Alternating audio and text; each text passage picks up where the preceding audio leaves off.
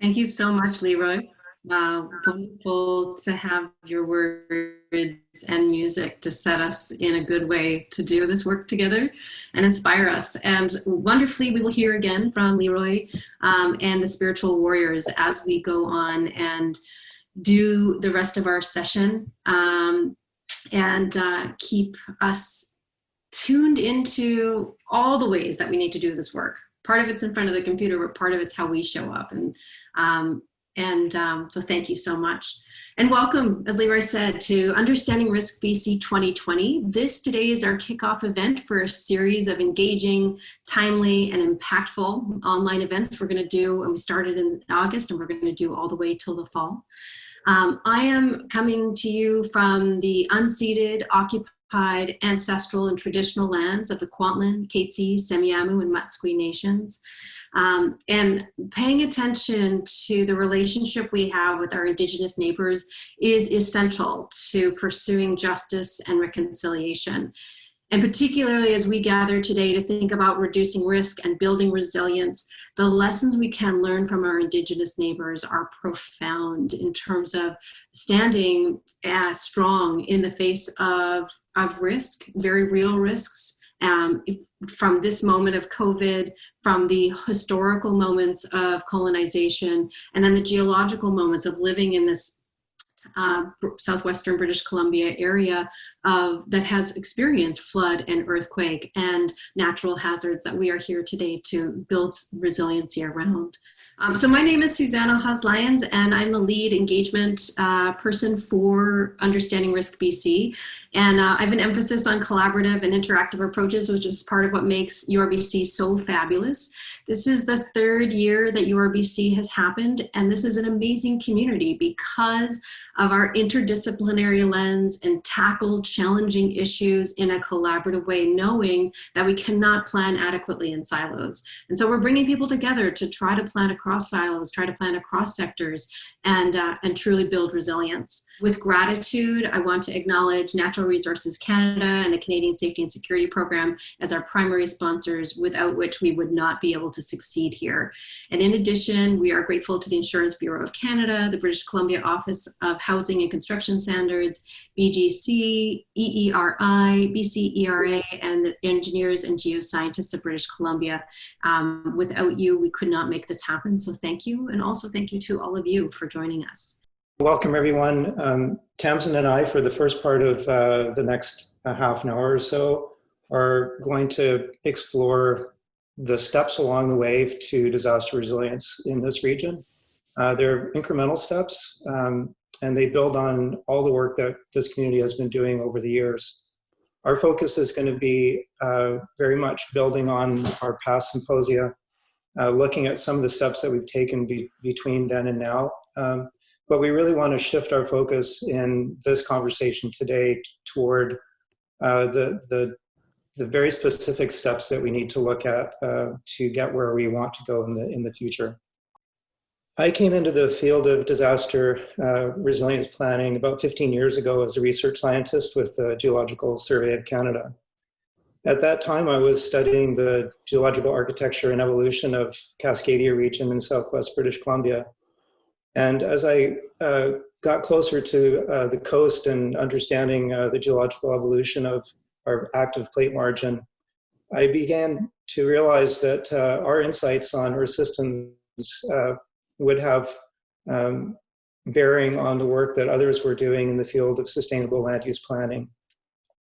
And it was at that time I had a chance to partner and work with a number of researchers in the sustainability field and participated in a number of smart growth on the ground initiatives, where I really had a chance to understand how this understanding of our landscape can bear on planning for both how we live on the landscape right now, but also for the future, for strategic planning.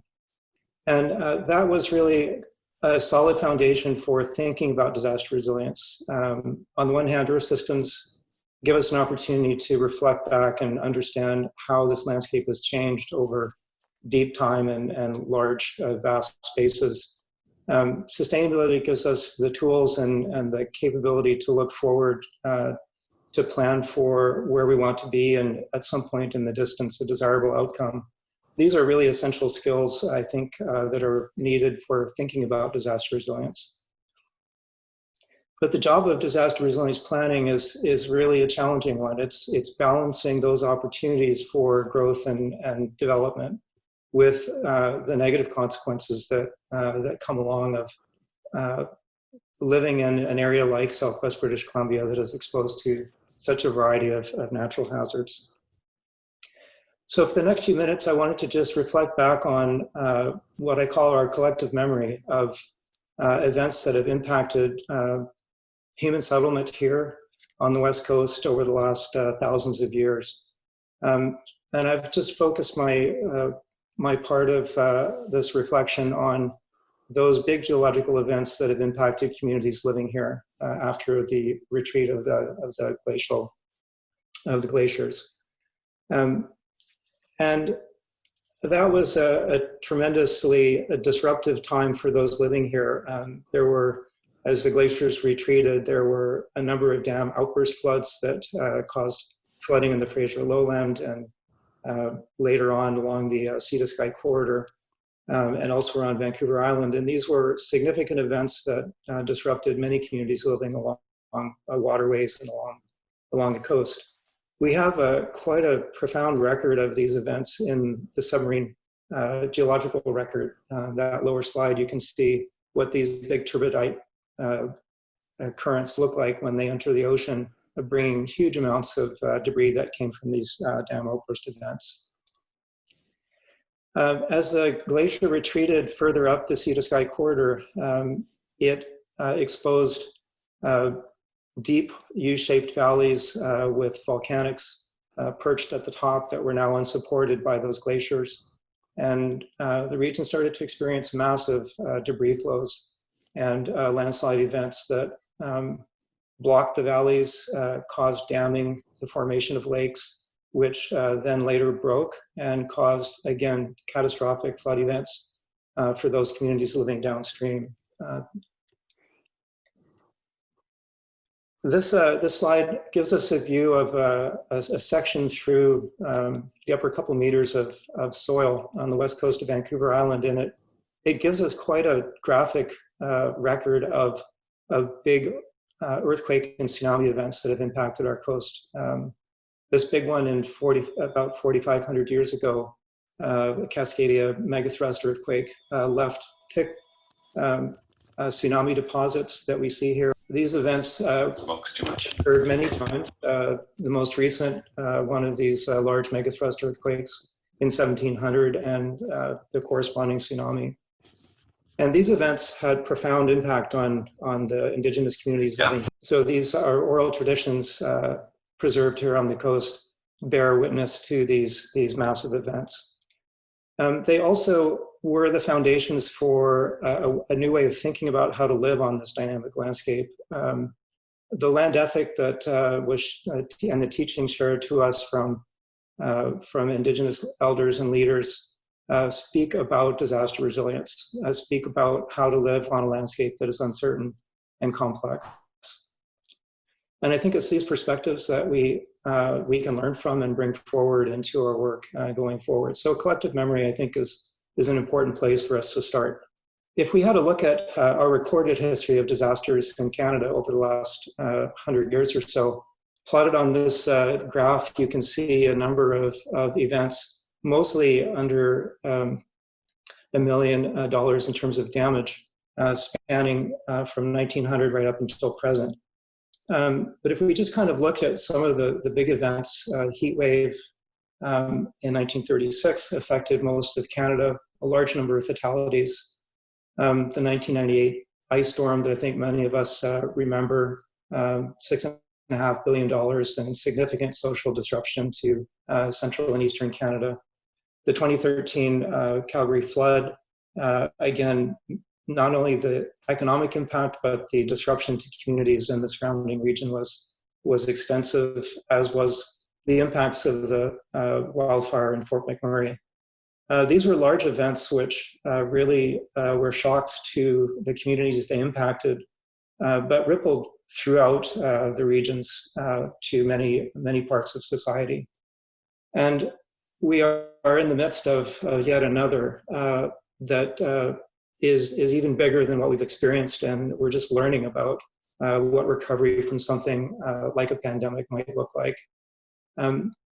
This is the context in which we'll be looking at events that we know will happen to us here on the coast. The work that the Fraser Basin Council has been doing, looking at the risks of great floods here on the coast.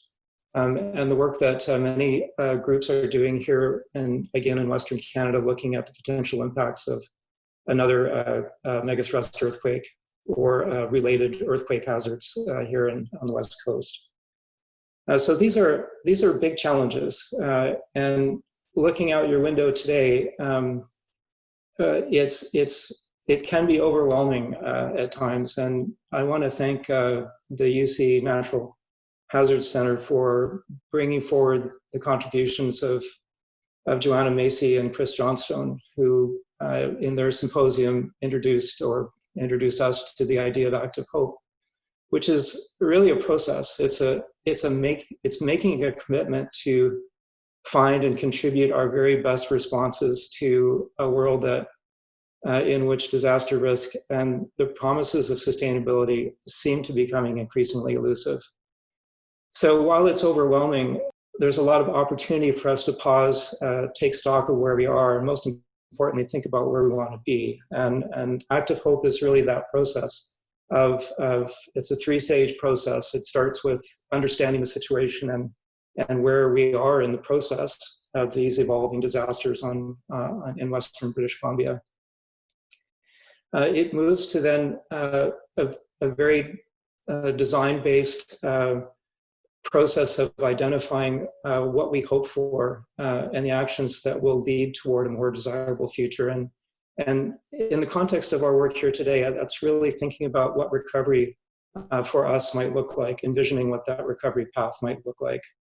And then from that, doing the hard work to really think about the targets and goals that we might want to lay out to help us navigate a path toward that desired future.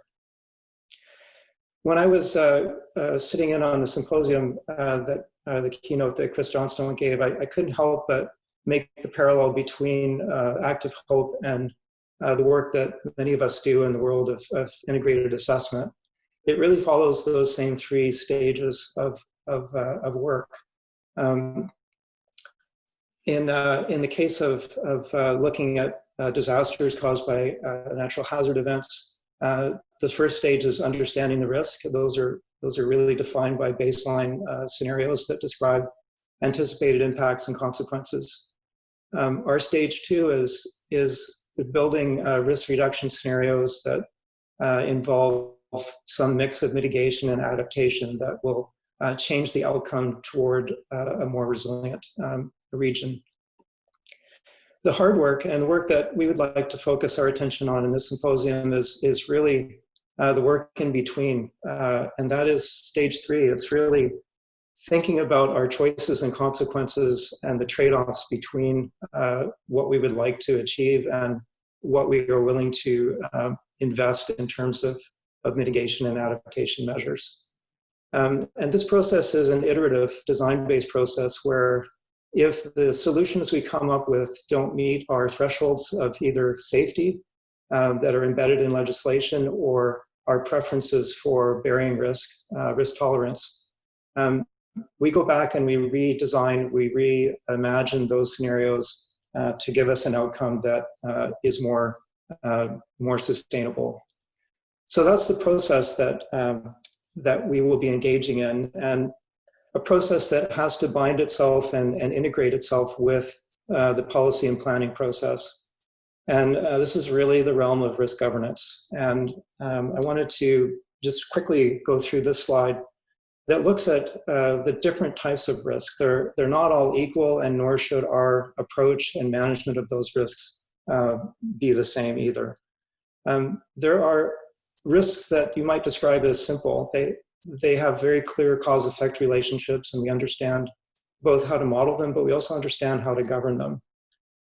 We use existing routines, often embedded in the guidelines or legislation, to help give us guidance. We rely on regulatory bodies and industry experts to set those guidance measures. And we involve external stakeholders, scientists and researchers, to bring additional insights. When the risk becomes more complex, where the connections between cause and effect are more difficult to understand, we may need to invest in more scientific research to better understand those effects, and think more carefully about how we integrate that into planning and policy. In the realm of earthquakes and large catastrophic events, we're also dealing with a large amount of uncertainty in not only when, but where the event might happen and who might be impacted. And so because of this uncertainty, our work requires us to look at a broader set of stakeholders, really looking at the broader community of people who would be affected by the potential impacts, and working with policy and planning experts to understand how to build and reflect these uncertainties in our plans and policies. When dealing with things like climate change, not only is it highly uncertain, but what to do is very ambiguous for many leaders. And so this involves a much larger debate. So for the last few minutes, I want to just set the stage, and then I'll pass over to Tamsin to really help us dig into the details. I'm just going to look very quickly at where we are positioned here in British Columbia.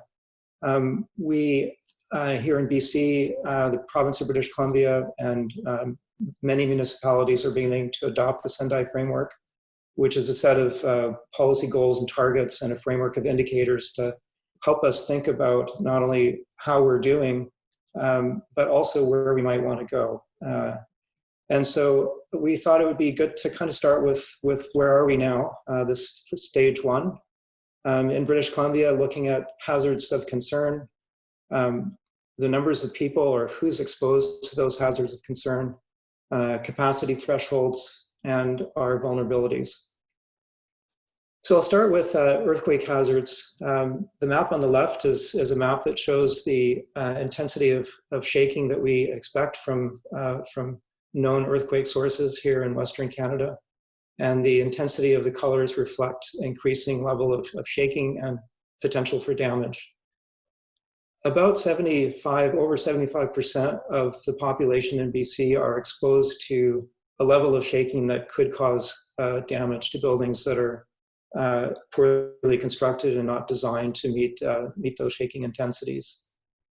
There's well over 3.5 million people that would be affected by any number of earthquake sources throughout British Columbia, mostly in urban context, but also in rural and remote communities along the West Coast. So we have a sense of what the hazard is. If we just focus on the susceptibility of people, you can see the hotspots are really concentrated in the Cascadia region. The dark orange and red colors show us where the hotspot areas of concern are for earthquake hazards and risk. And the numbers of people that are potentially exposed to these hazards and their impacts. With the wildfires burning in Oregon and California, it behooves us to think about the implications for us here in British Columbia and the excellent work being done here in British Columbia to understand wildfire hazards and risk. It too covers large areas of BC, impacts many communities. And again, if we look at where those people are concentrated, the intersection of the hazard and the exposure, the hotspots again are spread throughout British Columbia, but again, you can see in Southwest BC, we have hotspots of concern for wildfire. Turning to flood, and Tamsin will dig into this in more detail, flood represents, affects about 16% of our population. The hazard is spread throughout our province, mostly in river valleys and along the coast. And again, if we look at where those hotspot areas are, they are along those transportation corridors, settlement areas, but also again here in Southwest BC. So that's the context. It really involves these three stages: understanding our risk, where hazards intersect with human settlement, the physical and social vulnerabilities of those settlements to hazards. And this is really where I think risk assessments and the scientific and engineering communities have a lot to contribute in helping us understand that risk.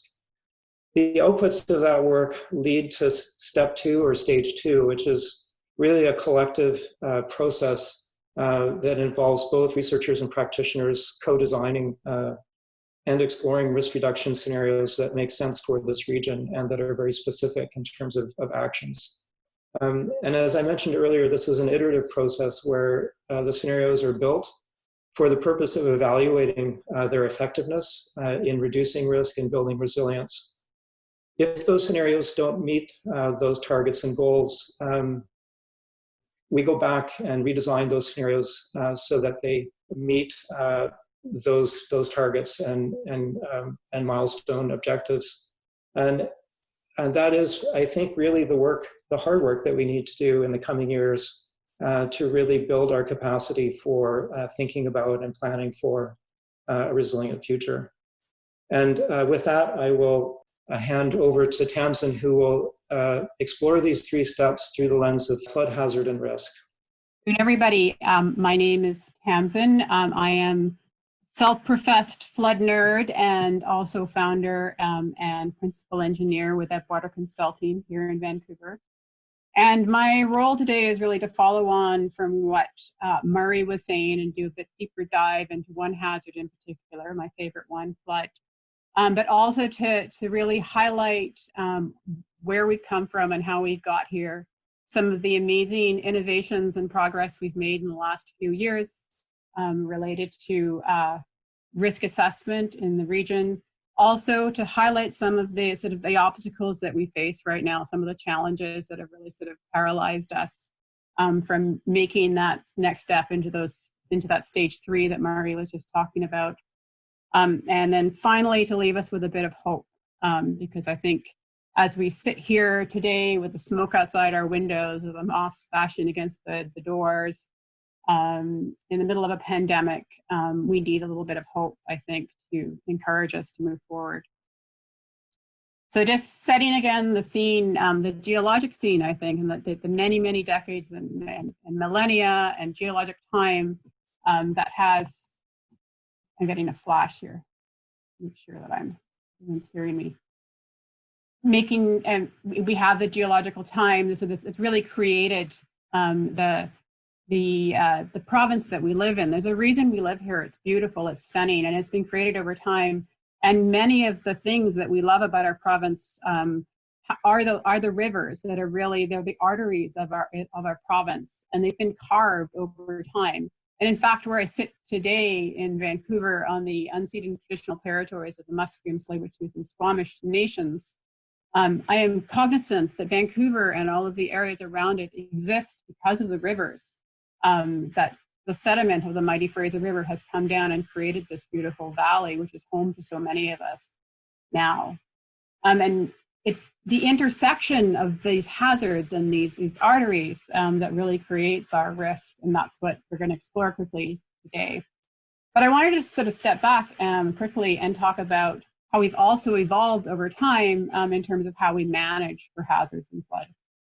And so one of my favorite papers, if you know me, is the Sayers et al. Paper from 2014 that reflects on how we've managed floods over time around the world, starting with a willingness to live with floods. So many, many generations ago, and especially we hear this from Indigenous teachings, we had a willingness to live with floods. We really, in our communities, reflected the natural rhythms of nature, and we would leave rivers when they felt dangerous, but flock to them when we wanted their bounty, the fisheries, we wanted to enjoy that experience. But we ebbed and flowed with the rivers themselves.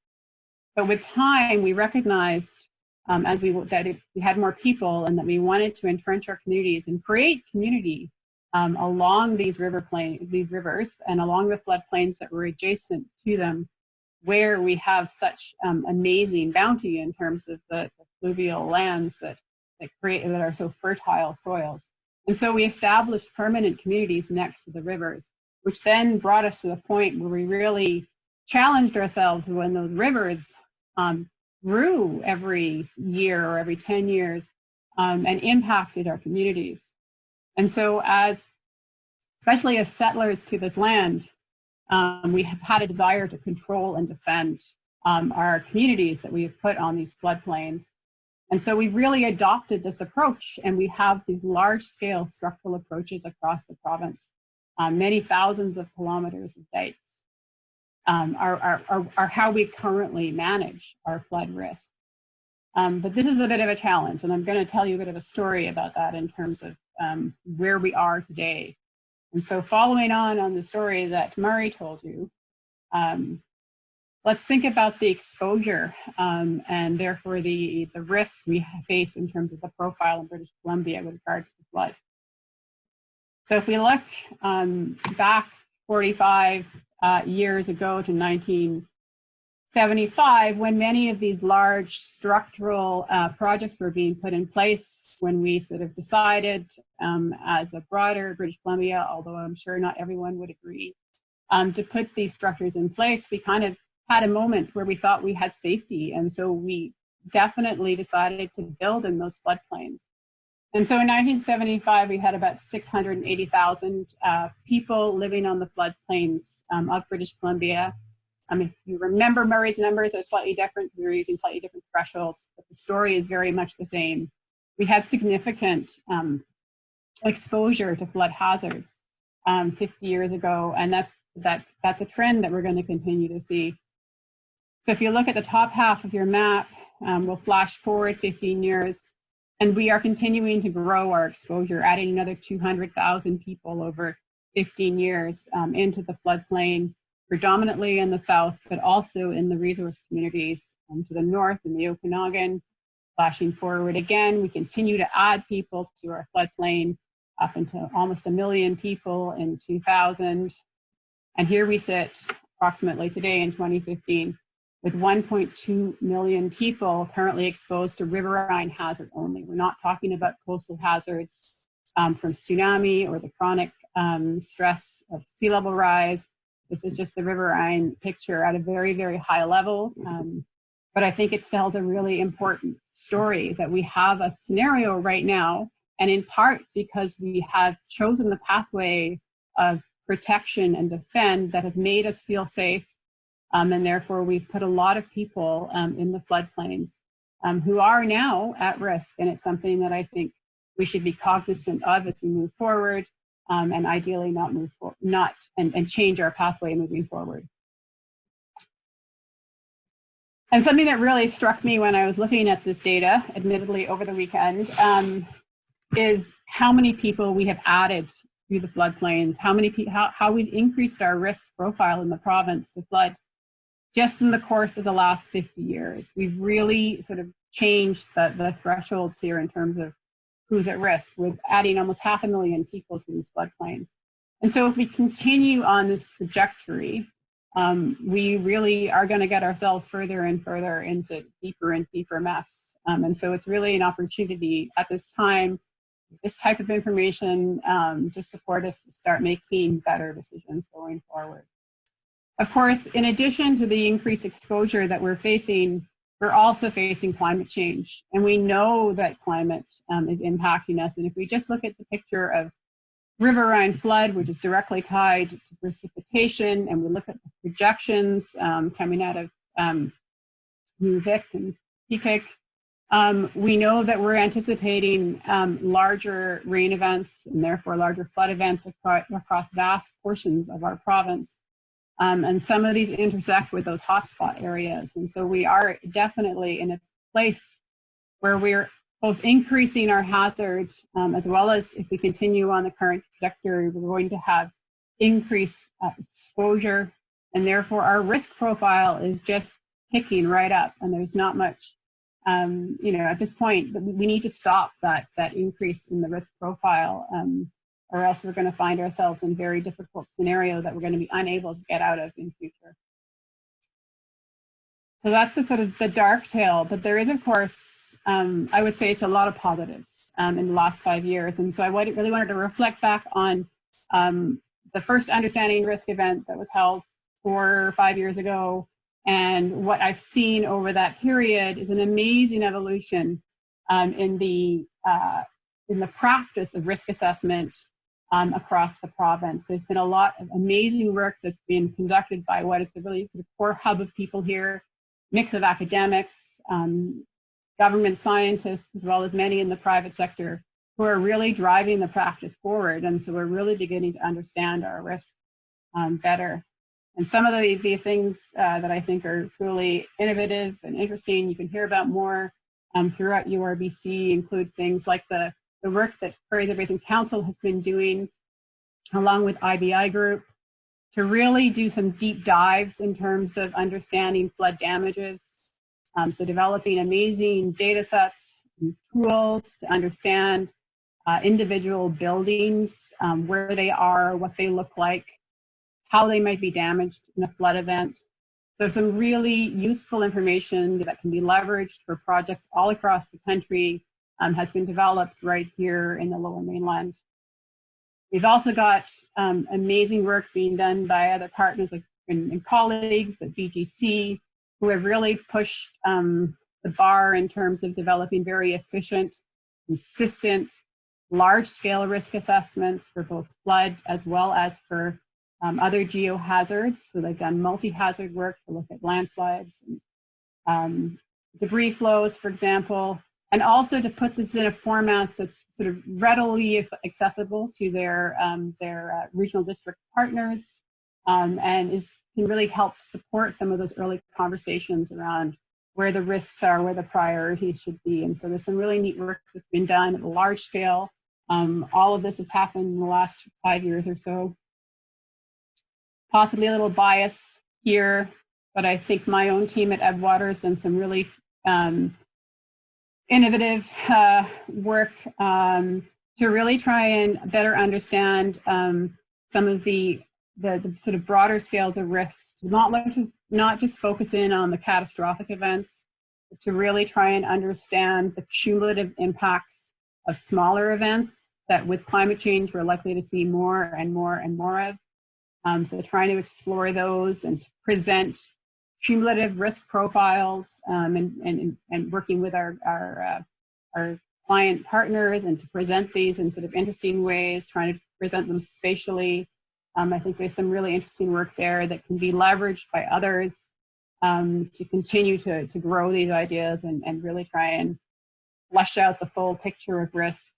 And then similarly, like Susanna mentioned at the outset, I think BC is also at the forefront of doing some really interesting work to try and build more holistic pictures of risk, to try and weave in a lot of these intangible ideas, especially some of the storytelling and Indigenous ways of knowing and being into the more Western science and the quantitative methods that we're using. And so working with the leadership of the Silk people and the Okanagan Nation Alliance, I think there's some really sort of interesting ways to try and draw in all of these ideas into integrated risk assessments that are sort of become more meaningful, for sure. So I think there is some amazing work that's been happening in the province in the last 5 years that I hope will inspire everybody to move forward and to take these ideas and continue to build on them. And I think that's what's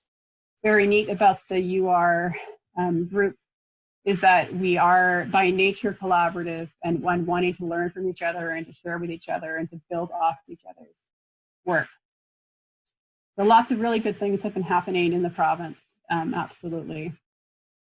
However, with that sort of going back to that story of increasing risk, I think we're really paralyzed at this moment. So we have all of this information that we've now developed, but all of the sort of the knowing of all of the risk is also very terrifying and has certainly paralyzed us. And I don't think at this time that we've really seen in the province or even elsewhere in the world that there's a lot of implementation, especially at the local government level, sort of on the ground with the folks that can really make decisions that will reduce our risk over time.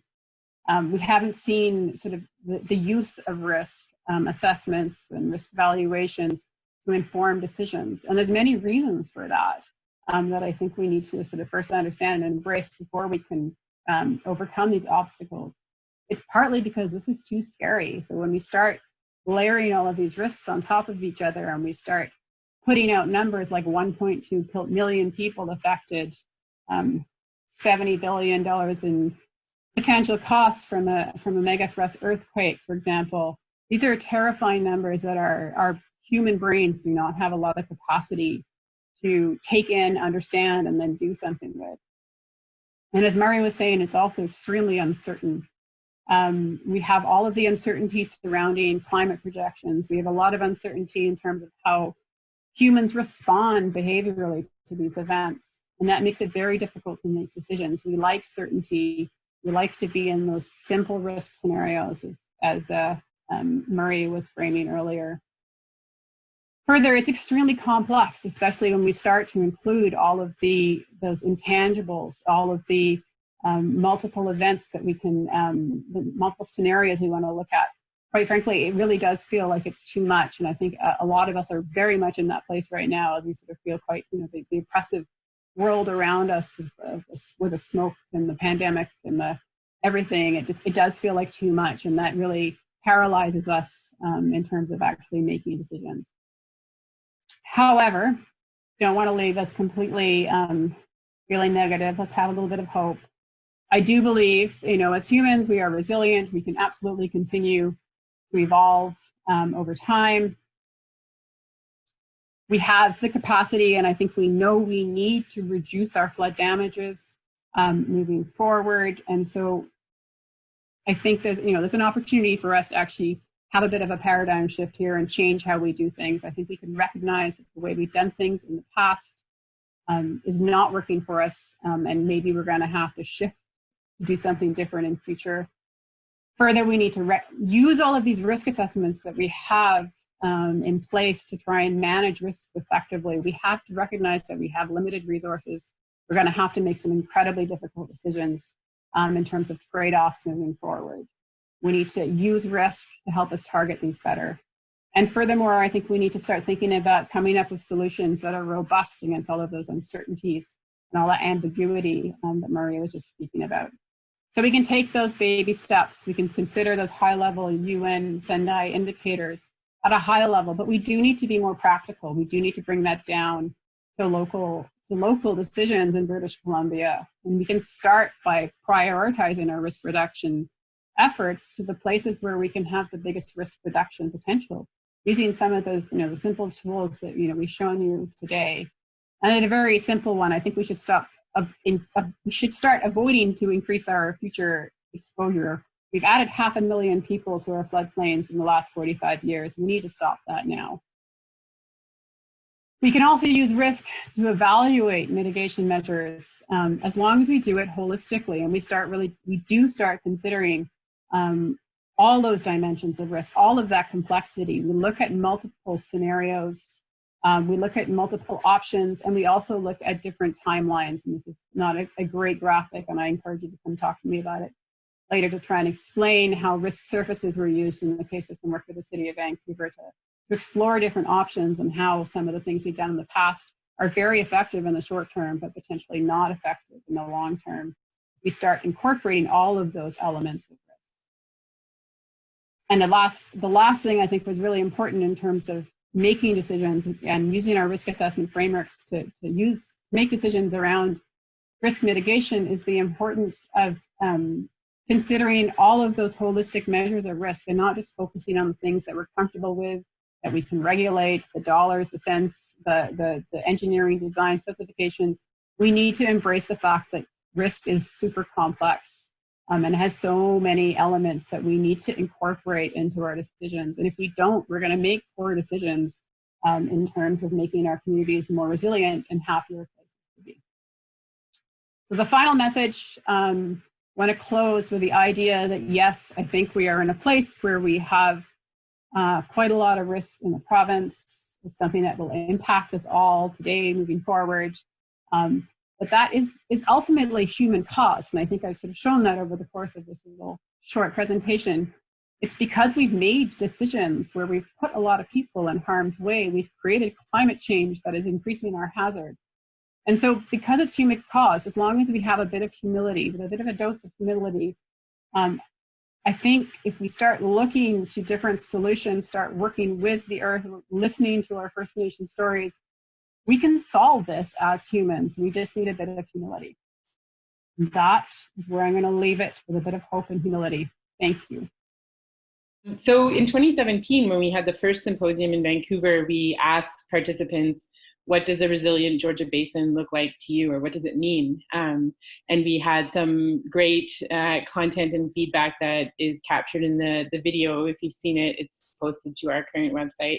And as Tamsin was reflecting over the past 5 or 6 years, a lot of the comments in that video, there's been progress. There's been a lot of action in terms of what people thought would move us closer to a resilient Georgia Basin.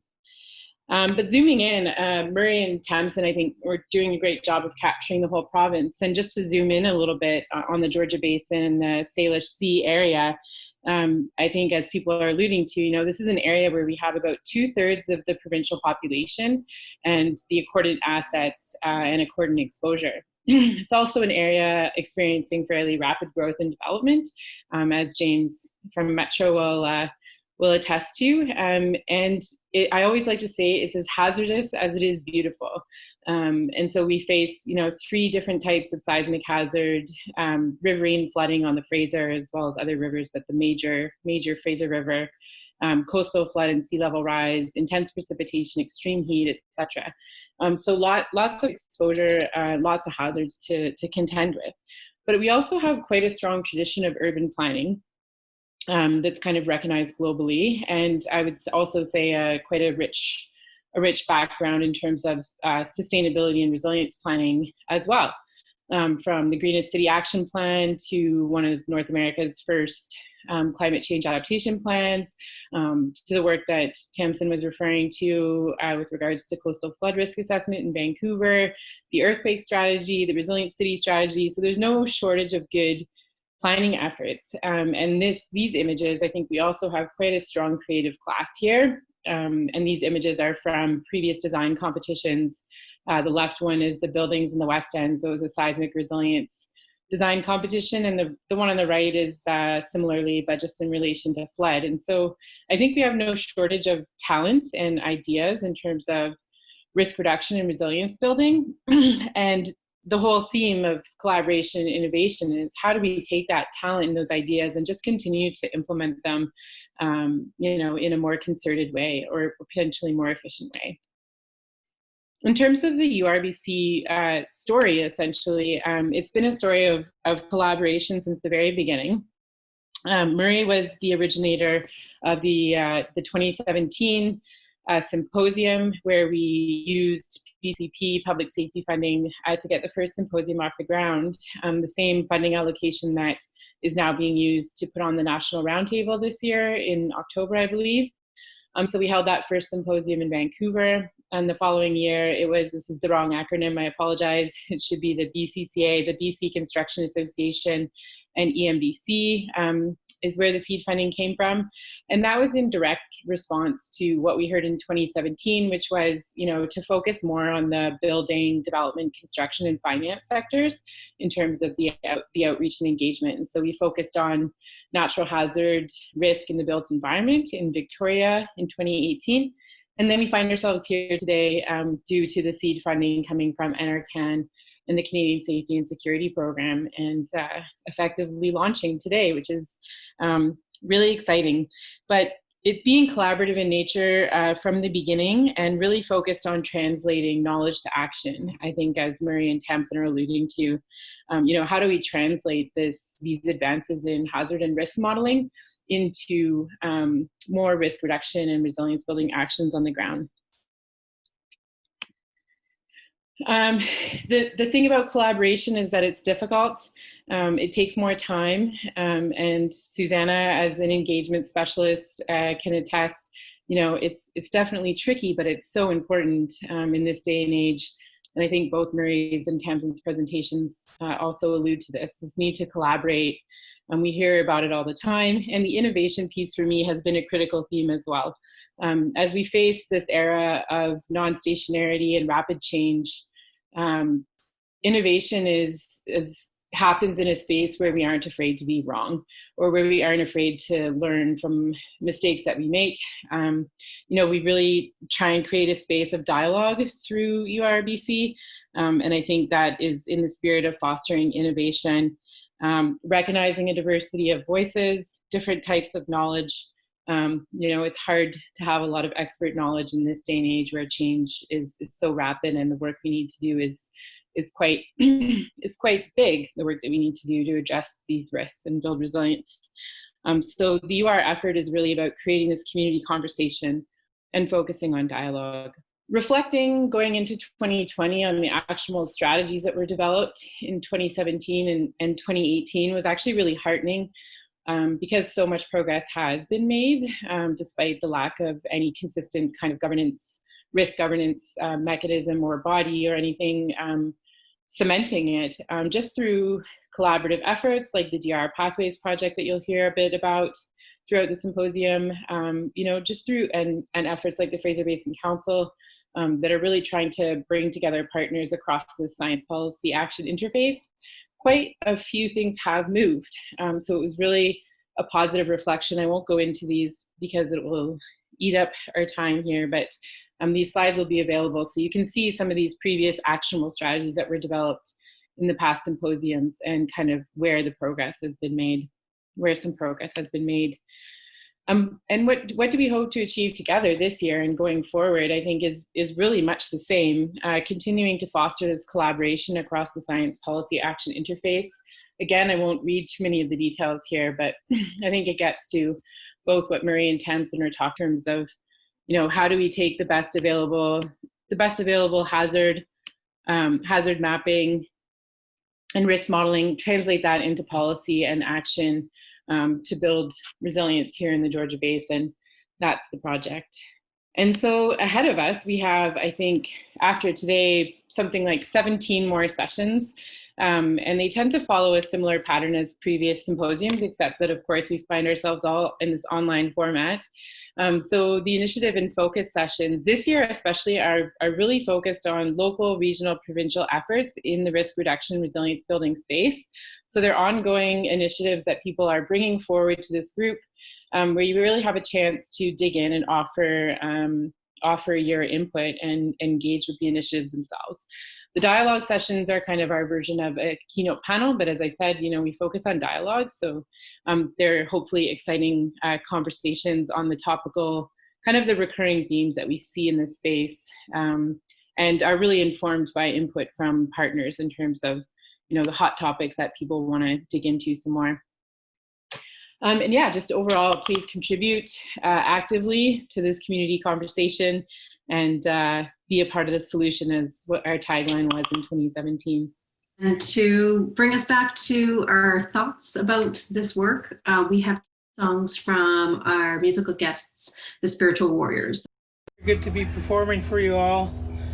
Like I said, we are the Spiritual Warriors, and this song is called the 2-Chord Round Dance. And yeah, hope you enjoy it, and like us on Facebook. We're on YouTube, iTunes, Spotify, CD Baby. Once again, thank you to the organizers. Thank you for the people that got us here. Mike, Murray, Susanna, thank you very much. And I hope to be seeing you soon again. All right.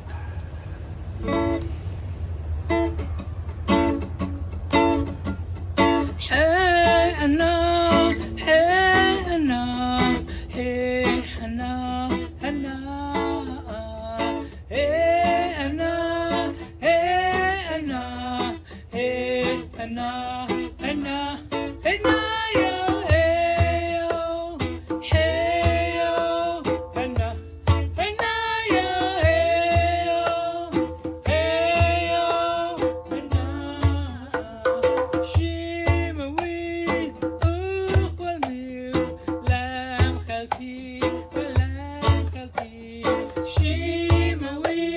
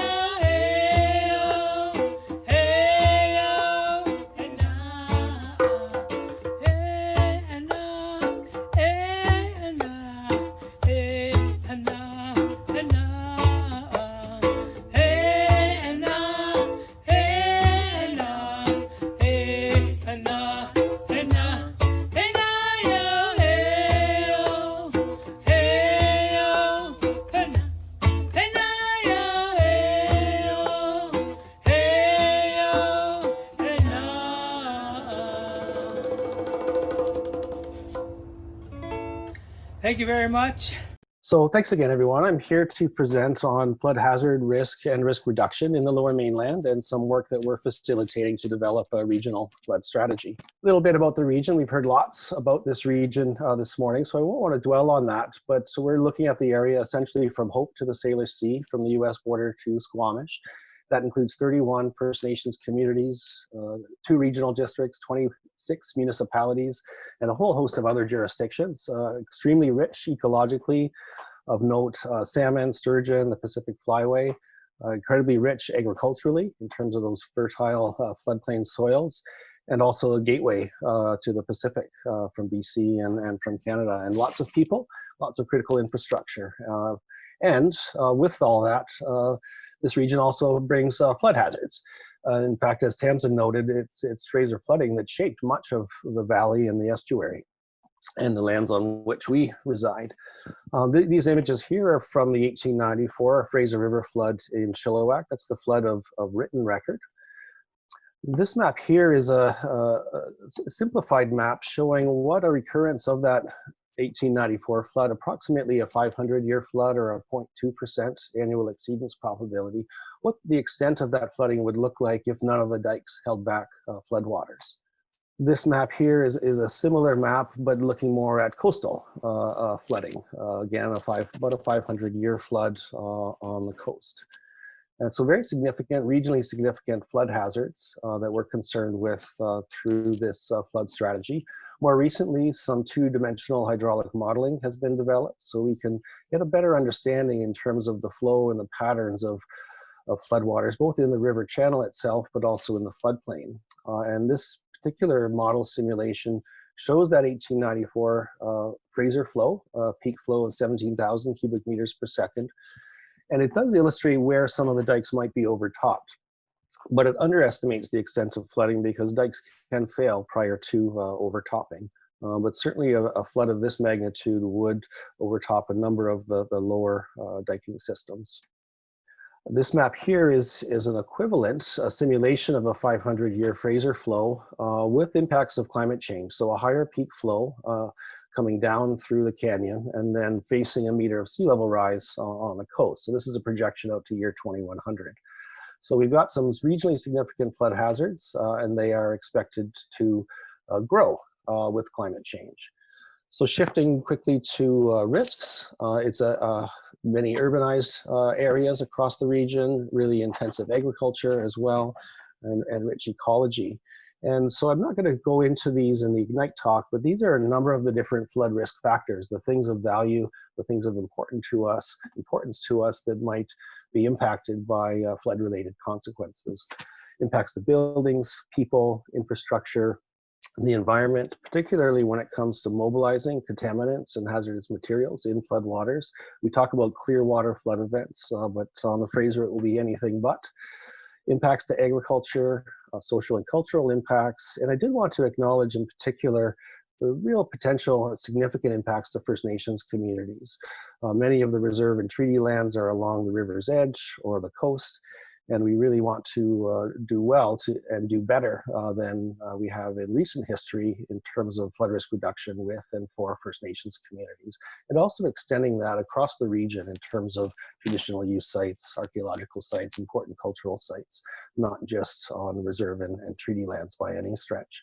But there are some challenges in quantifying that and understanding those risks. So the Lower Mainland Flood Management Strategy is a regional collaborative aiming to reduce flood risk and increase community resilience along the Lower Fraser and along the South Coast. As I mentioned, we're concerned with two regionally significant flood hazards, the Fraser River freshet in the spring and coastal storm surge flooding in the winter. And we're trying to take quite a different approach from conventional flood management in the past, and we're really trying to build up an improved understanding of hazard and risk through hydraulic modeling and flood risk assessment. We're really trying to strengthen regional scale coordination and collaboration. We're wanting to advance holistic and integrated approaches to risk reduction, not just dealing with flood, but looking at opportunities to also benefit the environment and look at a whole range of those sustainability elements that Murray was speaking to. This strategy is being developed through analysis of sound science, but also engaging with and learning from diverse perspectives and experiences and knowledge on the ground from the 60+ partner organizations. This work is to encourage risk reduction options that will deliver broad regional and community benefits. And there certainly are some strengths in place, and we're looking to build on those strengths, but also adapt and look to emerging innovations in the region and around the world to see what might be suitable to reduce flood risk in this region. A lot of the work has to do with addressing gaps and capacity needs.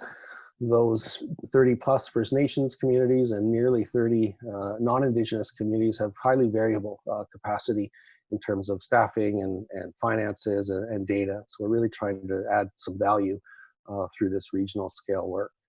And last but not least, it certainly will require some additional funding to undertake this work and to implement the strategy. And so there is a need for secure, dedicated, long-term funding to address flood hazards in the region and those evolving hazards as they relate to climate change. So I'll wrap up there.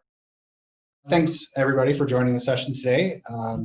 As I was introduced, my name is James Stiver. I'm the Manager of Growth Management and Transportation at Metro Vancouver. This is a preview of the upcoming URBC Symposium session, Shaping Our Future, Resilient Metro Vancouver, which will be held on the 29th. We'll be exploring 3 major regional strategic planning initiatives that are underway in this region. I'll touch on in a minute. So as we heard through some of the talks today in the preliminary, or the plenary rather, we live in a very beautiful region. It's hard constrained by geography, water, lots of water. We're blessed with clean air, clean water, and beautiful natural areas, but the high quality of life won't sustain itself. There's a complexity of jurisdiction that goes along with this geography. There's many agencies, governments, First Nations, diversity of context in this region add complexity to any consensus or addressing any problems we face as a Lower Mainland. As was touched on, our region continues to grow. Increasing pressures we see year to year with approximately 35,000 net increase in population every year. Thinking back 15, 20 years ago, what was your life like? Where did you live? How did you move around? How has your life changed? Some of these things are guiding our thought process, casting forward 30 years about what Metro Vancouver will look like and what we want it to look like, how technology has and continues to transform our life. Along came the, and these are some of the things that we're thinking about through our strategic planning efforts, but as everybody's painfully aware, along came the pandemic, which really shone a stark light on the preparedness or lack of preparedness that we have in this region. We need to think more about resiliency, not just responding to emergencies, and it's certainly not business as usual as we go forward. We need to consider redundancies for our structures that are more fragile than we care to think about, from our transportation systems to food distribution systems, healthcare, and even the supply of toilet paper. I don't know if we thought about that a year ago.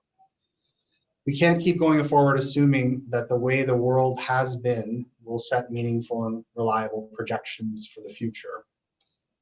There's a long history of long-range planning in this region, thankfully, starting formally around the 1960s, and decisions made 60 years and more ago continue to shape this region and the structures that we rely on and see today, and protect the natural and agricultural areas of this region and promote communities that are socially, economically, and environmentally sustainable, make the most efficient use of utilities, land, and other resources, give people housing and transportation choice, and support a viable economy. Right now, TransLink is currently developing a strategic plan for the region around transportation called Transport 2050.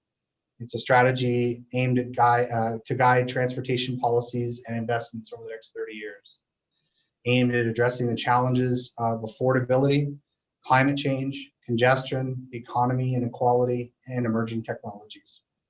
By finding solutions that are urgent, equitable, and resilient, we can come up with a shared strategy for transportation in Metro Vancouver.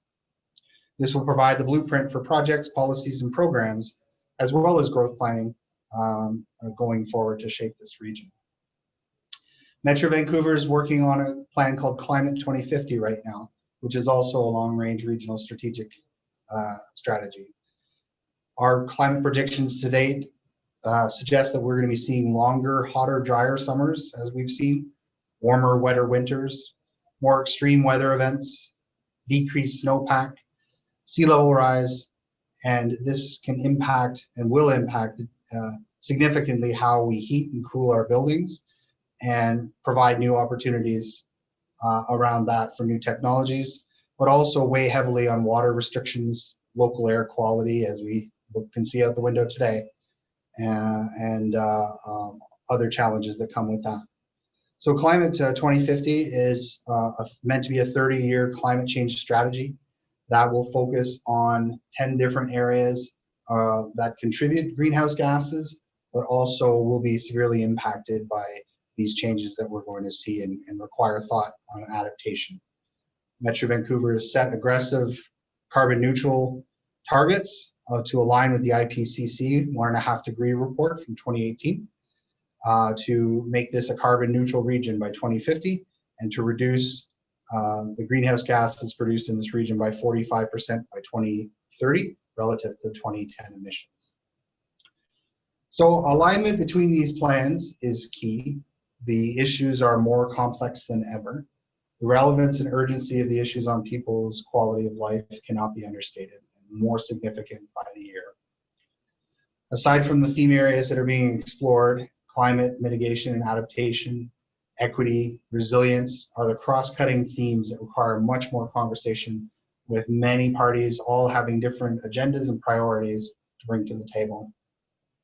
We no longer use the assumptions or trends of the past to project forward, and in the face of uncertain data, external forces out of our control in a rapidly changing world, politics, we all need to be flexible, adaptable, and build redundancy wherever we can.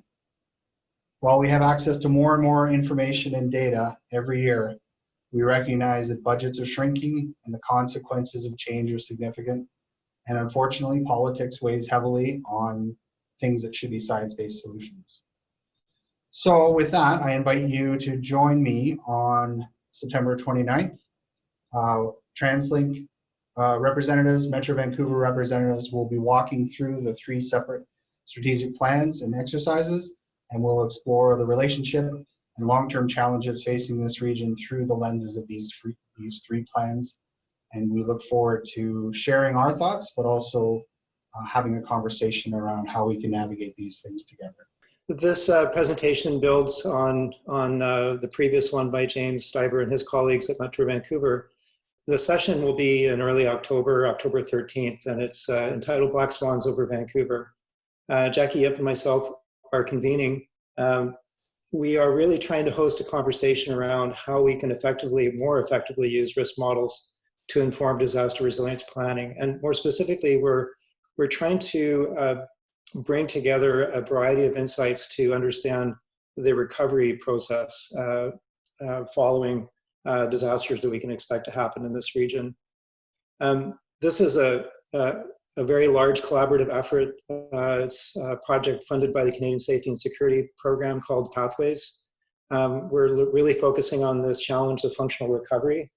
And it's a project that brings together a wide diversity of skills and expertise from the science and engineering communities across the hazards, earthquakes and floods, and across the dimensions of risk, both the physical dimensions of risk, the economic dimensions of risk, but something that we're really bringing into this piece of work is the social inequity and the social vulnerability dimensions at a neighborhood level to try and really understand who bears the burden of these risks and how that manifests and what the implications are for recovery in our region.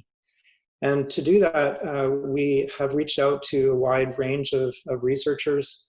Another important new piece of our work is looking at systems interdependency and lifeline service failure and what those implications are for recovery. The research community in this project interfaces very tightly with our planning and policy colleagues at Emergency Management BC, the BC Building Safety Branch, across a variety of emergency management offices in the North Shore, and with a number of municipalities who are on the ground doing the hard work to understand how to design and implement mitigation and adaptation strategies on the ground here in Vancouver. So what are black swans anyway? they're extremely rare events with severe socioeconomic consequences, and we might consider catastrophic earthquakes, but certainly the pandemic that we're in the midst of as great examples of black swan events.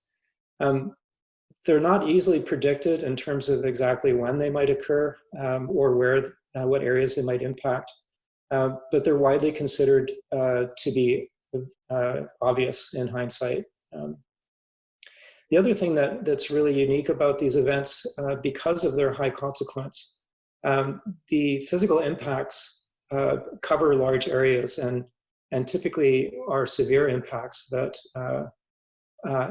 have cascading effects on lifeline systems, which when they fail have in turn downstream consequences that impact very large regions. And I think we've all felt that from the pandemic.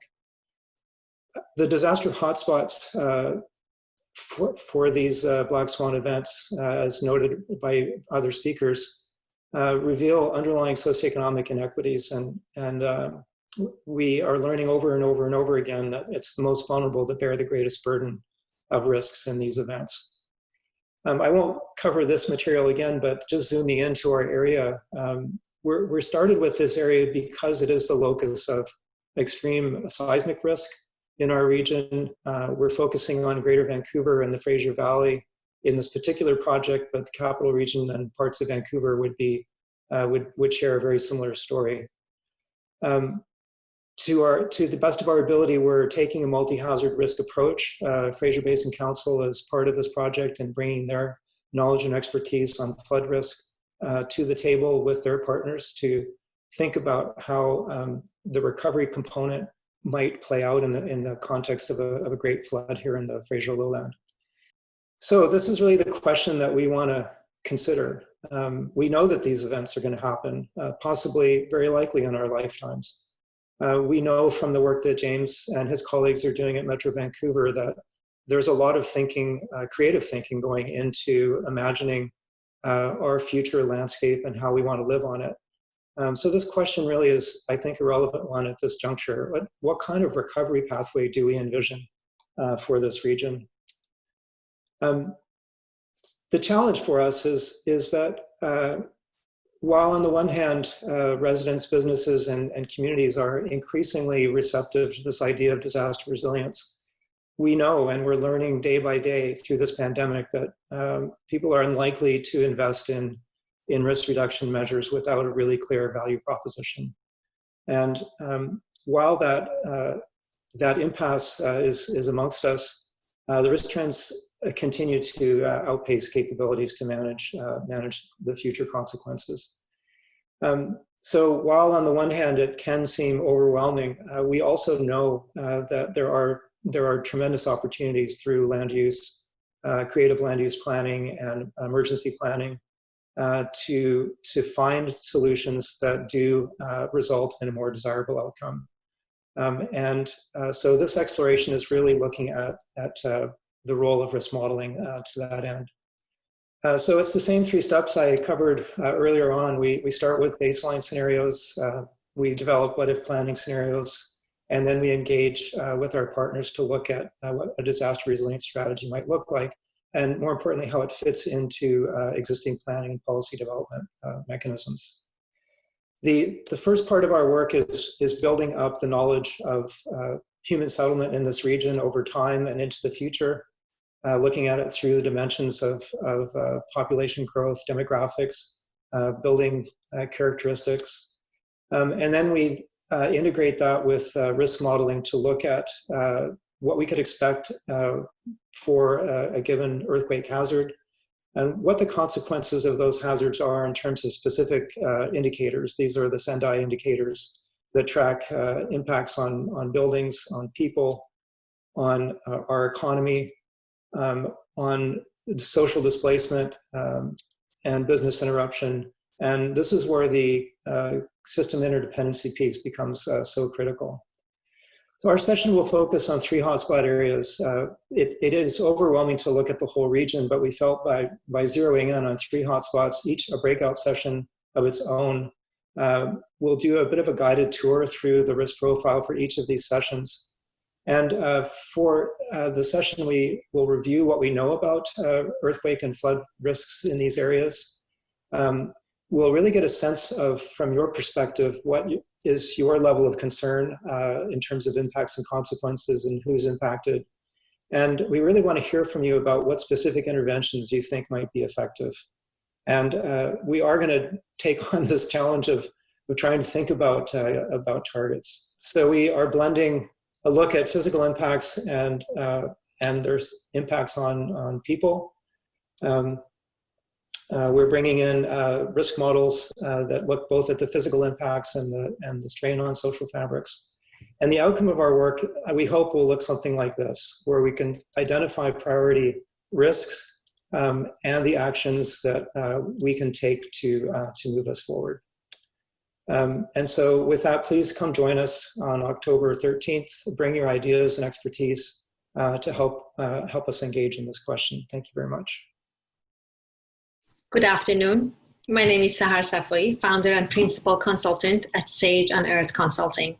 I'm here to talk about the session we are organizing as part of URBC on BC DRR Hub. It's part of the DRR Pathways project of Natural Resources Canada. The main objective for the Ignites is basically marketing the session that we are organizing and encourage you to decide to join the session. To make that decision, I'm helping you by asking a few questions. Do you need to find and understand disaster and climate risk information to use in your jobs or personal life? Do you feel confused about where to start your search? Do you need to conduct a risk assessment but don't know what is the best design and scope for it? And in that pursuit, do you end up feeling mentally tired with a heavy heart because what you eventually find or invest in is not useful for the work you need to do or the decisions you need to make? And do you want to contribute to improving this situation? If your answer to any of these questions is yes, then you have to join our session, because we want to work together to improve risk information governance in BC by establishing BC DRR Hub. On October 20th at 1 to 3 p.m., we want to discuss the role of the BC DRR Hub in enhancing use of risk information in disaster and climate risk reduction. Please join us. So I'm pretty much done with my Ignite, but because I have a few more minutes, I'll talk to you about the hub a little bit and the session that we are designing. The concept of the hub has been initiated because of the challenges we have been facing in disaster and climate risk assessment in past 2 to 3 decades. This is happening, the challenges are happening in BC, in Canada, and across the world. They're very common. Risk assessments are conducted in silos of hazards and sectors. They don't provide relevant risk information and evidence for policy design. And even if they do, that information is not always used in policy design and investments. They are linked to the timing of policy development processes. The information that is produced is scattered and unorganized and is not shared effectively. And it's not effectively communicated to the stakeholders. Many of them are not cost effective because they don't benefit from past risk assessments and existing data. As a result, the cost is higher than what it should be to the taxpayers. There is insufficient capacity among practitioners to understand risk and use risk information. So it's with that challenge that the BC DRR Hub will create a collaborative space for the partners to work together towards the following objectives: advancing understanding risk, enabling use of risk information in DRR, enhancing access to data, information, and knowledge, and increasing connection and collaboration between science and policy.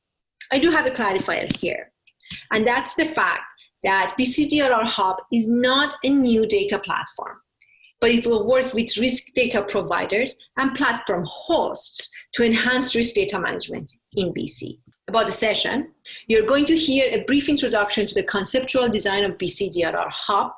You will hear from federal, provincial, and local stakeholders on why they believe BC DRR Hub is important. And we, all of us together, will practice to talk to each other across disciplines in small breakout groups. The topics that we'll discuss, please pay attention, and you will have 1 month to prepare and come in to share your thoughts. because we want to discuss the questions you have and information you need in order to understand disaster and climate risk better, and in order to have evidence on the impacts of a risk management policy. And then we also want to discuss how BC DRR Hub can help you with the above. We'll have 2 breakout sessions. In the first one, we'll all talk as homeowners or tenants and BC residents. So everybody will have something to say. And in the second breakout session, we will focus on 3 topics: emergency management, land use and development planning, and business continuity planning in public and private. So we very much encourage experts and professionals, practitioners, and researchers in these 3 topics to please join these sessions to help all of us have a more fruitful discussion. So mark your calendars, October 20th, 1 to 3 p.m., working together to talk together to define the kind of risk assessments that you need to do better disaster risk reduction and climate change adaptation in BC. Thank you. I think we've been hearing a lot about resilience, but it's basically the ability to prepare and plan for, absorb, recover from, and more successfully adapt to adverse events and natural disasters. And I put a photo of Hatley Castle up. This is at Royal Roads University, partly because that building's been around for a long time and it's been very resilient, but also because it's identified as one of the high hazard buildings, assuming it hasn't been retrofit, being unreinforced masonry. And you can see a streetscape in Vancouver where there's a wide variety of buildings, 100-year-old building on the left and all kinds of new construction along the right side, such as the Bentall Center. This is a chart of from the Insurance Bureau of Canada with the catastrophic losses since 1983, and I think Murray showed some of this information earlier with the Fort McMurray fire appearing in 2016. And interestingly, I think all of these bars, maybe with a small exception, are risks and vulnerabilities associated with climate change and the weather. And what doesn't appear here, obviously, is the seismic risks. And we've got a photo taken shortly after the big earthquake in Christchurch on the right, which was very devastating. The community lost a large proportion of their population for economic reasons. Of course, there were tragic fatalities.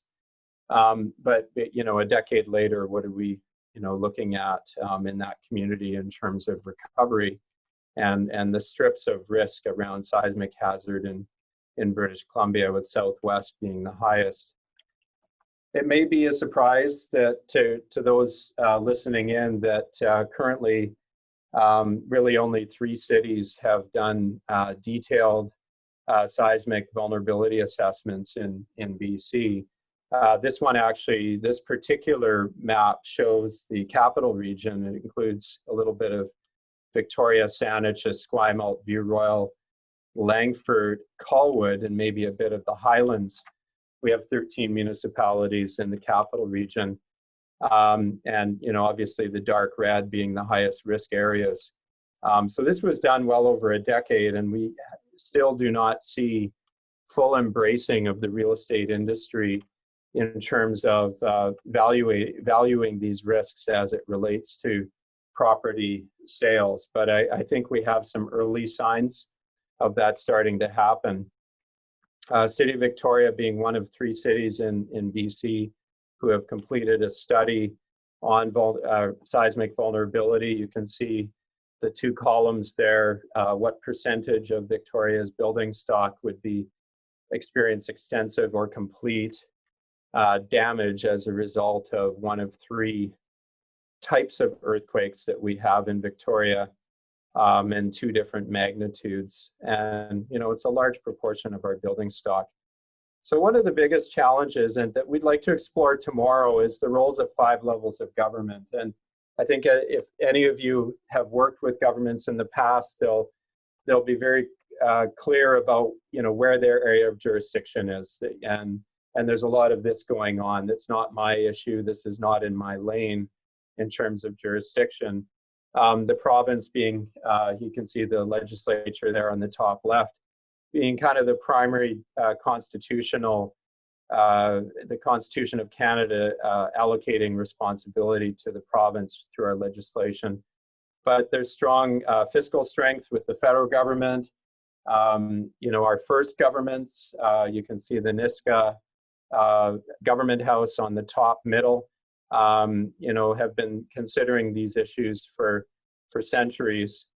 We have regional governments, regional districts that have a massive impact through regional growth strategies. And then finally, local government, which is the front line, that's Saanich Municipal Hall, the front line of disaster response, and also responsible for enforcing the code. And bringing all the governments together and describing our roles, if we can come up with a common vision and we all work towards that using the levers and instruments that we have within our jurisdiction, we can get there. And on the bottom left, you can see this is I call this the grouse grind of market transformation. You know, the first step is really around risk assessment and education, such as that map from the province around the capital regional district. Early government leadership, like the 1.1 billion that BC Housing is investing in the existing building stock, and then climbing the steep slope right up to building codes. What's interesting, though, is that many people will say that the code is the scapegoat, that ultimately we need to update the code, but the code is changing. And, you know, as we gain better science and both in terms of seismology and in terms of sites that inform codes, you can see that actually the ground design motion has been increasing through 3 successive code cycles. And so one key part is engaging the professional community, as we saw with seismic school standards. The other big challenge is around how to engage owners and managers in their normal life cycle events. You know, new construction's over on the top right there. And then, you know, building owners and managers have a lot of influence through recommissioning, through tenant improvements, capital asset management systems and planning, and technologies as they're replaced in buildings. And some big questions about demolition and replacement versus renewal. 30 seconds. You got it. And this is an example of actually about 500 strata buildings in the Lower Mainland. And some of our key opportunity areas, you can see, you know, in the year 2025, some 7,000 residential units in the Lower Mainland will oversee mechanical upgrades, another 7,000 roof replacement in 2030, and window replacement in 2030, and in 2040, wall replacement. And we only have one chance to get it right between now and 2050. And every time a building is renewed and there's scaffolding on the outside of it, that's a lost opportunity if we didn't incorporate risk into it. So tomorrow you'll hear from Micah Hilt, myself, and Kylie Sandham about policy instruments. And we're going to have a discussion about you know, what actions government could or should take to effectively and feasibly reduce seismic risk for your cohort of buildings, and what are the unique challenges to those options. And I encourage people to silo bust. I don't want to hear about silos tomorrow. And then the second question is, what are the supporting actions? So beyond the role of government, what are the, if you will, voluntary actions, the research, the engagement of the scientific community, the leadership by example, the investment that will support those policy options, and to help us find a path forward so that we can be in alignment with the Sendai Declaration over the next 30 years. Thank you. I was asked to talk about exactly the role of regionalism in promoting disaster risk reduction, and thought I'd actually share from my own experience here in the San Francisco Bay Area. Even though I know the Vancouver region well, know the initiatives that have been underway by the city, by the University of British Columbia, with organizations like Metro Vancouver and Natural Resources Canada. I thought my experience here, my hometown and adopted hometown and region would perhaps provide some insights for where you are and where you're headed.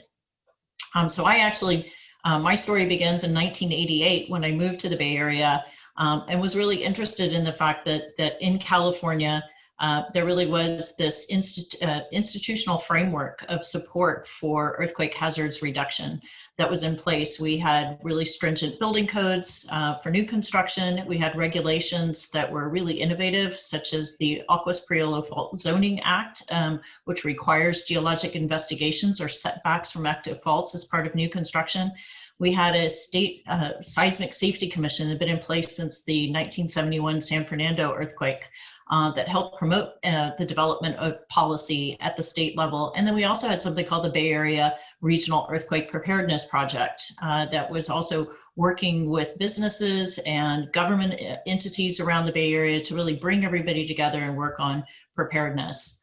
And so it was a really exciting place to be and really felt like it was the cutting edge and that a lot was being accomplished. And then boom, 1 year later, the Loma Prieta earthquake struck in 1989. It was the largest magnitude, a magnitude 6.9 earthquake to occur in the region since the 1906 earthquake.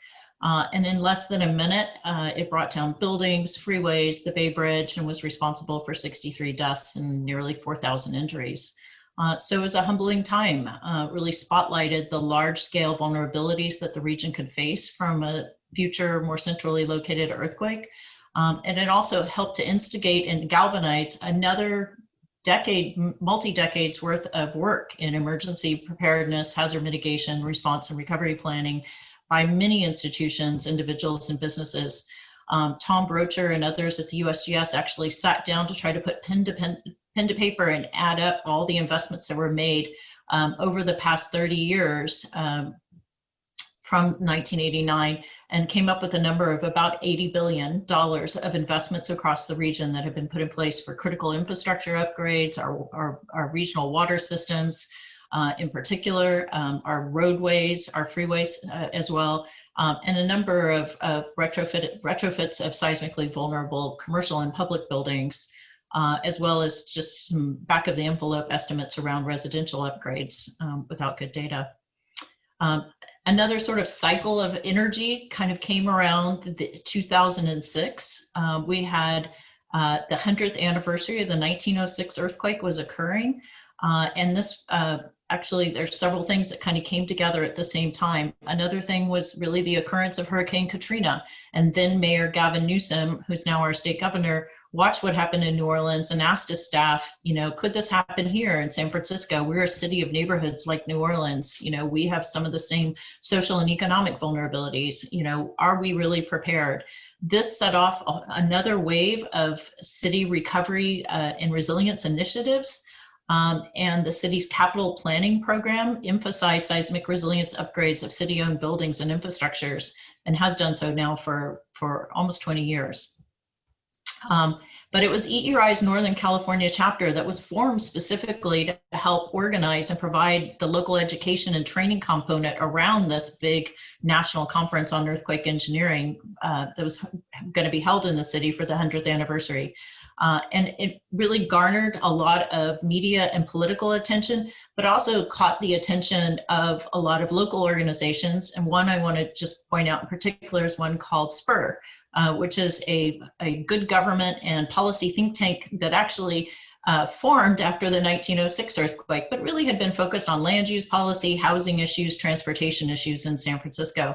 But SPUR reached out to EERI members and asked to join forces and just think about what policy issues there were around seismic. They wanted to get more knowledgeable about the topic. And out of that came a series of papers that were called the Resilient City. This is before Rockefeller launched their 100 Resilient Cities initiative, so we take claim for the name. But that paper actually set forth a number of recommendations for improving the resilience of existing buildings, new buildings, and infrastructure for San Francisco.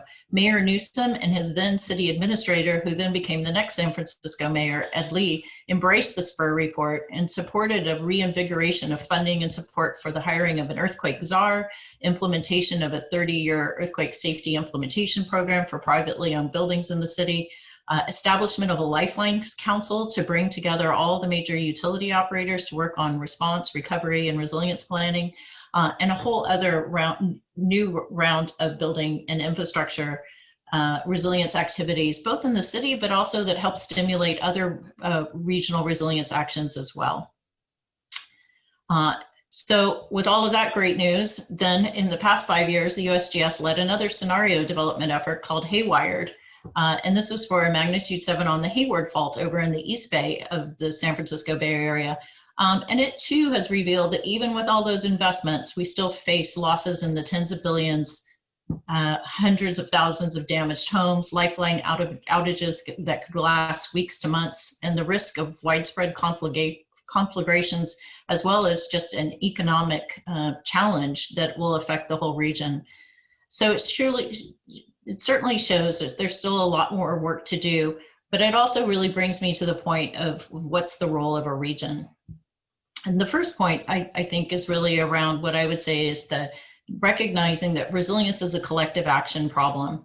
And I'm actually going to weave together two things at this point. One is really our region's response to the COVID pandemic, and also insights that I've gained in working on the Hayward scenario and reflecting on these past 30 years of activity in the Bay Area.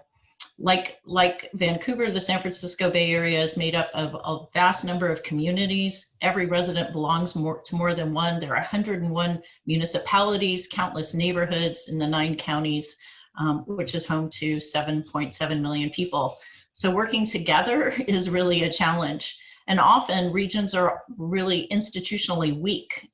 They're identity rich, but they're also really important for the kinds of networks of leadership and collaboration, and frankly, peer pressure that can happen within regions. As an example, in the Bay Area, our health officers came together in the 9 counties on the weekend of March 15th and issued a shutdown on Monday, March 16th, a day ahead of our state's directive and most directives around the country. And this likely saved countless lives and helped buy time for our health care workers to prepare. And I was really curious, how did they do this? First of all, they have enormous powers as health officers that can even bypass our governor and others. But also, they had been working together since the AIDS epidemic since 1985. And I thought that was so fascinating when I learned that we had a regional organization of health officials who have been getting together on a regular basis, working on preparedness. And this moment came and they knew exactly what to do. And they were able to muscle the legal power also to do it. And so it's so important to recognize the kind of networks that URBC is building, that people coming together on a regular basis. You never know when your moment is going to happen. And these networks really help provide the familiarity and the trust that's so necessary to act. The other point I want to make is just with the Hayward scenario, something that I really learned is that we have to, the notion of herd immunity that we're hearing a lot with COVID also applies to resilience building. One neighborhood or one city can retrofit all its structures, but still have substantial damage from the spread of fires, from structures that were vulnerable and failed in an earthquake, or other kinds of cascading and social and economic effects, like regional displacement of jobs or of residents from damaged housing. So we similarly have to collaborate and address widespread type of hazards like earthquakes, sea level rise, other forms of flooding, wildfires. And that really does mean that we have to recognize that these hazards don't adhere to the political and administrative boundaries that we have. And that's why I think a region, something that's so cohesive, is so important. And it's really the kinds of organizations that you have in the region, that we have in the Bay Area, that I think have helped sustain us through the years and keeping earthquakes on the policy agenda for so many people. The second point I want to make is it kind of goes to the challenge of regions being weak, and that's around mandates. Resilience does require mandates. It can't be entirely vulnerable. That collection action has to be supported by some carrots and some sticks, in my opinion. And as I mentioned, the county health officers have tremendous power in the Bay Area to act independently, and they didn't need this permission. And we need to figure out where we can actually develop those areas of strength either at our state level, but also make sure that we marry that with incentives through funding, but also through training. And I would say while our regional government here in the Bay Area is quite weak in terms of its mandate type of power, it's also been quite strong over the years in supporting training, having a regional resilience program, going out teaching the local governments how to develop their own hazard mitigation plans, and supporting the region with online mapping and bringing all those resources together so people can go to a one-stop shop to pull together hazards information. And that brings me to my third value, which I think is about data. The data that Murray and others have presented just now. This is so crucial for policy making. And so often that really does need to be developed at a regional level. You can't get a good perspective of the hazard and the extreme risks that are posed without looking at that regional view when we're in these large metropolitan areas. So tools such as scenarios, I think, are really important. I think also having institutions nested in the Bay, in your region, like we have in the Bay Area. We've had the benefit of having the U.S. Geologic Survey have a Western office here. We had the Pacific Earthquake Engineering Research Center housed at UC Berkeley, but a consortium of many universities here for years. All of these things really help, and we need to also do in the Bay Area more work around doing collaborative regional building inventory development work and other things that you're working on as well in Vancouver. And the last point I want to make is about the cultivation of leadership and helping them to lead. There really is no reason, or there's no benefit of waiting for help. We have to be thinking and acting as communities and regions now. And that means innovating to address the risks we face and recognize that we need to be ready for a number of challenges that we're going to face in the future, and all the competing demands that are going to be placed on our local and regional and state and national budgets. For me personally, the last month has been very depressing. As the COVID crisis waned on, social unrest, then we faced heat waves, rolling blackouts, a historic dry lightning storm that ignited dozens of fires across Northern California, more heat, more fires.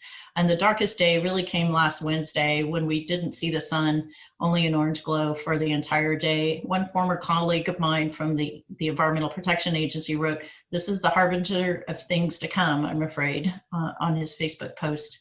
And I think that's really where we have to recognize, if we're focused in our one area of interest in being a specialist and expert on earthquake risk or flood risk, we have to recognize that we've got to come together and think globally but act locally. And it's never been more true that we need to really embrace the systemic interdependencies, the connectedness, and the identity as regions, because these problems are really bigger than individual communities can handle on their own. And the more resourceful communities really need to help bring along those entities with smaller staffs, sometimes less technical know-how and funding. And as technical professionals, we need to work together with community organizations and vice versa to really understand risk and build our collective resilience together. 1, 2, 3, 4.